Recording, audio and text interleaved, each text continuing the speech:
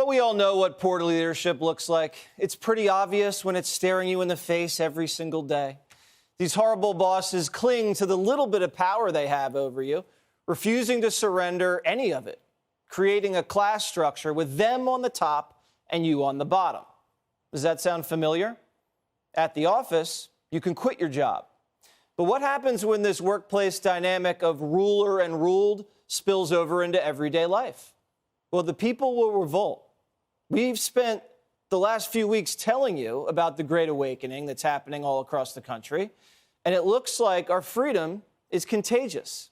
Canada, our neighbors to the north, have had enough of the government tightening the noose around their neck, so they organized and are protesting, simply asking for their God-given rights. I came here just to support everybody because we needed a change. And we can't live how they were trying to make us live. They're controlling everybody, controlling everything.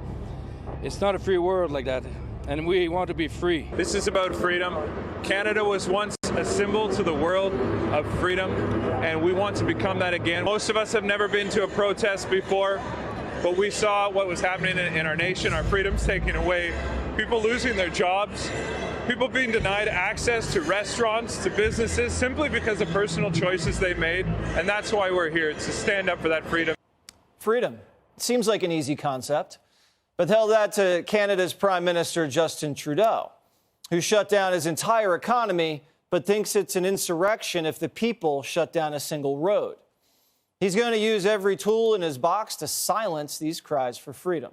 President Biden and I both agree that for the security of people and the economy, these blockades cannot continue.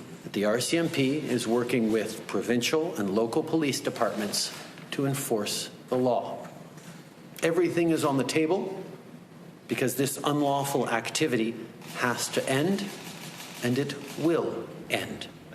So instead of just listening to what they have to say, the left is going to work to shut them down and discredit their message. These truckers have been called every evil name in the book, including white supremacists, which is pretty rich coming from a guy who's been caught in blackface on more than one occasion. But the media will ignore that and instead just vilify these brave men and women, like one CNN analyst who called for actual violence, tweeting out a message to slash the tires, empty gas tanks, arrest the drivers, and move the trucks. I don't even think she knows how to drive a truck like that. I don't. It's because these truckers represent their biggest fear, a threat to their power dynamic. It wasn't too long ago that Democrats in the media were praising truck drivers for working during the pandemic.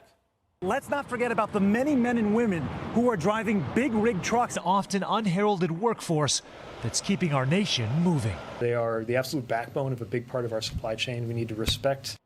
Respect. Funny how quickly things change when it goes against your narrative. But why all the hate? These truckers haven't committed a single act of violence.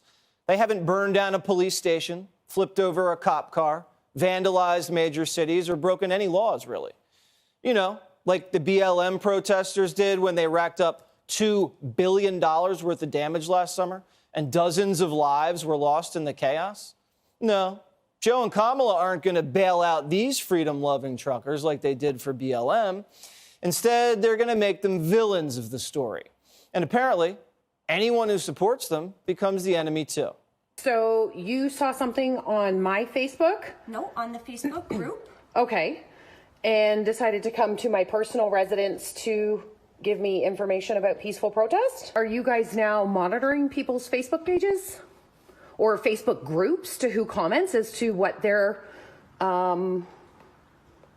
status updates are or what they're doing or within the group? Because of the protest happening province-wide, yes, we have been monitoring the protest. You heard that right. They're monitoring everybody who even supports these truckers and are sending police to their door to intimidate them. Is that Canada or is that 1950s era Soviet Union? All these Maple Leafers are asking for is what they're starting to see here in the USA, like these kids in Nevada. Starting tomorrow, we don't have to wear masks anymore!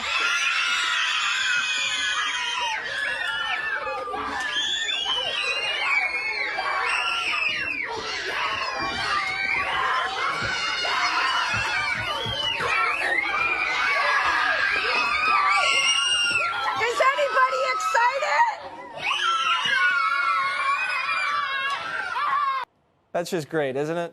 I mean, what a beautiful sound. It was like they were experiencing Christmas morning all over again. You could feel that. They get to be kids again, no longer muzzled and muted. And they're not the only ones. Maybe our Canadian friends were motivated by this scene in Washington State, where students peacefully walked out of school, refusing to spend another day of class just choking behind a mask. These students and their brothers in arms in Canada are just expressing the frustration we've all been feeling. 15 days to slow the spread turned into 2 years to appease the left. Vaccine mandates were shot down by the Supreme Court.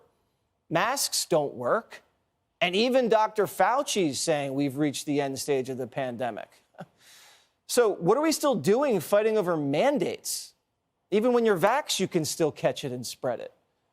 Maybe we should tell Democrats that the pandemic is racist, then they'd cancel it, and we could finally move on. Instead, Joe Biden's hiding in his bunker, freaking out that a trucker convoy could pop up here in the States. He's urging his buddy Trudeau to use federal powers to shut things down north of the border.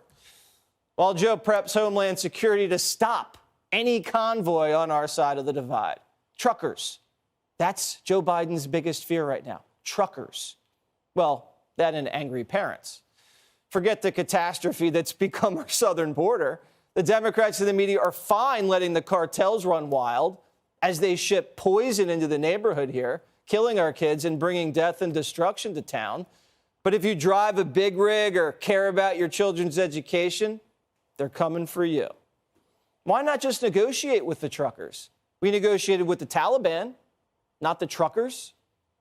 The establishment is scared. Moms have turned against them. Hispanics are turning against them. Now blue-collar workers are turning against them. The Great Awakening is happening all across North America. The continent's best and brightest aren't walking through the halls of Washington or Ottawa.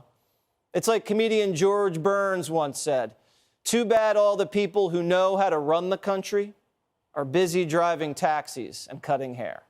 Or maybe they're driving trucks."